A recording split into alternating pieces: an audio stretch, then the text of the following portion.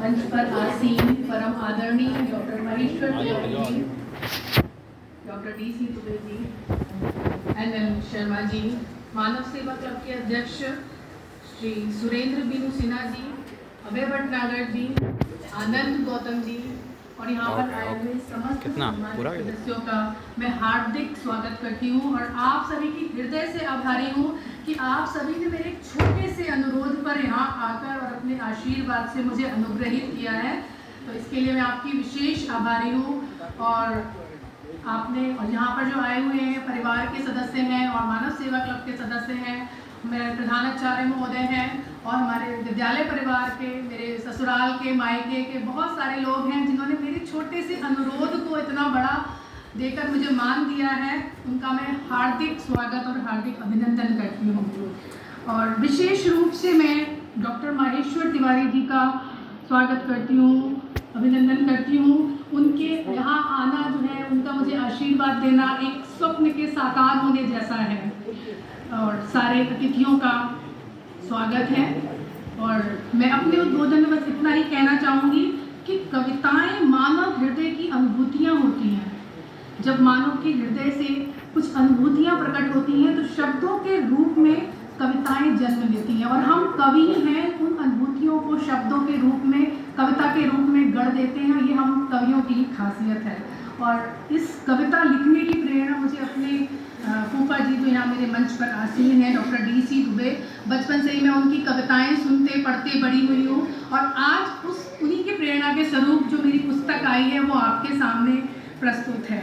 और कविताएं हो या कोई अन्य क्षेत्र हो, मेरे घर परिवार और एवं विद्यालय परिवार ने मुझे सदैव ही प्रोत्साहित किया है और उनके प्रोत्साहन से ही मैं आज इतनी आगे बढ़ पाई हूँ। और मुझे पता ही नहीं लगा कि आपने मेरे उसमें परिचय में पढ़ेंगे कि मैं केमिस्ट्री पढ़ाती हूँ। कविताएं केमिस्ट्री पढ़ाते पढ़ाते मेरी केमिस्ट्री कब कविताओं से जुड़ गई मुझे खुद ही नहीं पता चला। और कोरोना काल में बहुत समय मिला, बहुत थोड़ा टाइम मिला, अपने लिए समय मिला, तो उसमें वो अनुभूतियाँ जो हैं वो कविताओं के रूप में उजागर हुई। और यहाँ पर मैं सभी परिवारजनों का, विद्यालय परिवार के सदस्यों, विशेष रूप से यहाँ पे शुक्ला सर हैं तो उनका भी, और सती सर का भी, और भी जो विद्यालय से आई हुई हैं मेरी सखियाँ, उनका भी आभार करती हूँ क्योंकि उन्होंने शुरुआत उन्होंने मेरी कविताओं पे तालियां बजा के की है जो मैं आज यहाँ तक पहुँची हूँ। और काव्य संग्रह आपके सामने है। सबसे अंत में मैं एक विशेष रूप से एक विशेष आभार देना चाहती हूँ वो मेरे पति मिस्टर शरद गौतम जी को, क्योंकि जीवन साथी के प्रोत्साहन के बिना कुछ भी कार्य असंभव है। तो उनको मैंने एक कविता लिखी है और समर्पित भी की है। वही कविता मैं आपके सामने अपने इसी काव्य संग्रह से कविता पढ़ रही हूँ।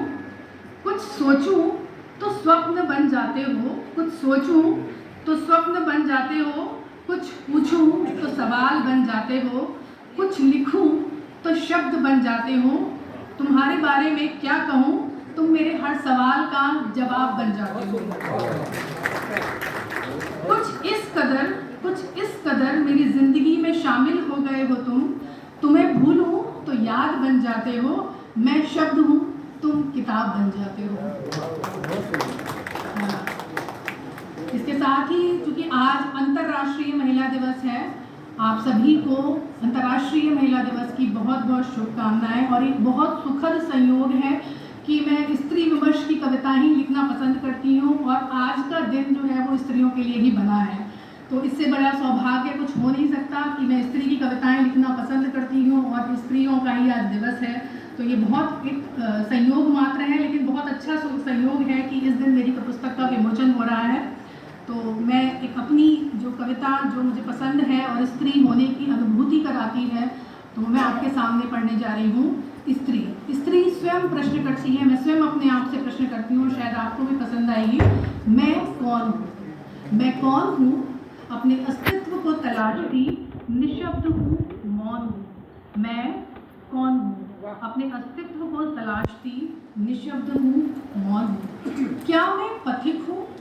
जीवन पथ पर बढ़ती हुई, कहीं रुकती हुई, कभी चलती हुई, कभी रुकती हुई, प्रेम की ठंडी छांव ढूंढती हुई, नहीं थकती हुई, मखमली कटीली हर राह पर चलती हुई। हाँ शायद पथिक हूँ मैं, हाँ शायद पथिक हूँ मैं कौन हूँ? अपने अस्तित्व को तलाशती निशब्द हूँ, मौन हूँ। क्या मैं प्रेम हूँ? क्या मैं प्रेम हूँ? जीवन पथ पर बढ़ती हुई, प्यार बांटती हुई, बटोरती हुई, हर रिश्ते में अपना वजूद ढूंढती हुई, रसीले कटीले हर रिश्ते को संभालती हुई। हाँ शायद प्रेम हूँ मैं कौन हूँ? अपने अस्तित्व को तलाशती निशब्द हूँ, मौन हूँ। क्या मैं नदी हूँ? जीवन पथ पर बढ़ती हुई, कभी मचलती हुई, कभी ठहरती हुई, किनारा ढूंढती हुई, लहराती हुई, बल खाती हुई, हर किश्ती को बचाती हुई। हाँ शायद नदी हूँ मैं कौन हूँ? अपने अस्तित्व को तलाशती निशब्द हूँ, मौन हूँ। क्या मैं स्त्री हूँ? जीवन पथ पर बढ़ती हुई, कभी हंसती हुई, कभी रोती हुई, ममता की ठंडी छांव देती हुई, कभी माँ बनती, कभी पत्नी, कभी बेटी बन प्यार बांटती हुई, हर किसी के अस्तित्व को संवारती हुई, सृजन और पोषित करती हुई। हाँ मैं स्त्री ही हूँ, हाँ मैं स्त्री ही हूँ।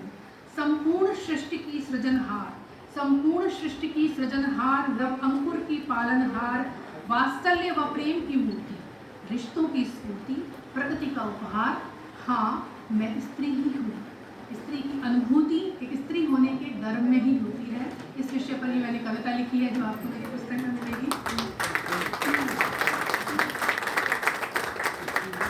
आज मैं यहाँ देख रही हूँ कि जैसे ये स्त्रियों का एक त्योहार जैसा ही है, वुमेंस डे है, अंतर्राष्ट्रीय महिला दिवस है, लेकिन यहाँ पुरुषों की संख्या भी बहुत अधिक है। तो स्त्रियों के सम्मान में ही ये आए हैं यहाँ पर।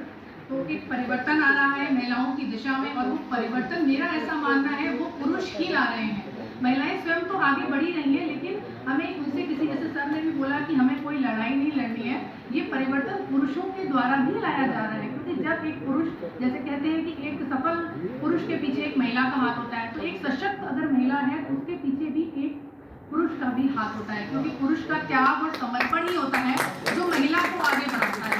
एक पिता सबसे पहले अपनी बेटी को अवसर प्रदान करता है।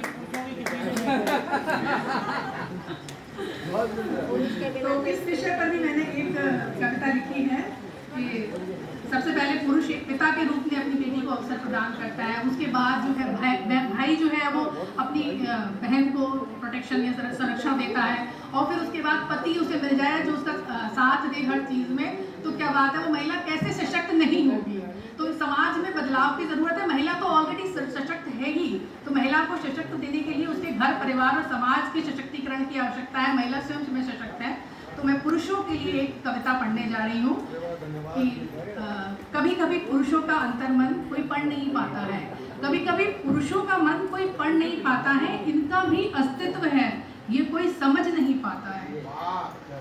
बदलाव का जो ये दौर है, बदलाव का ये जो दौर है जिसमें नारी सशक्तिकरण का मचता बहुत शोर है, स्त्रियां भी दिखती मजबूत हैं पर पुरुष भी दिखते और पहले से मजबूर हैं। स्त्रियां और पुरुष एक दूसरे के बिना, एक दूजे के बिना, इन दोनों का नहीं कोई अस्तित्व है। स्त्री की स्थिति में जो आता है बदलाव, उसके पीछे पुरुषों का ही व्यक्तित्व है, पुरुषों का ही व्यक्तित्व है। कभी कभी पुरुषों का अंतर्मन पढ़ नहीं पाता है, इनका भी अस्तित्व है, ये कोई समझ नहीं पाता है। स्त्री तो पराए घर आकर पराई कहलाती है, स्त्री तो पराए घर आकर पराई कहलाती है, और एक सिर्फ स्त्री के आ जाने से ये पराए हो जाते हैं। क्या करें और क्या न करें, इस विवशता में फंसे रहते हैं। स्त्री को सवारे तो दयनीय, और अगर स्त्री को दबाएं तो क्रूर कहे जाते हैं। और परिवर्तन की जो ये नाव, परिवर्तन की नाव जो स्त्री के लिए चलाई जा रही है, उस नाव की पतवार को चलाता एक पुरुष है। धन्यवाद।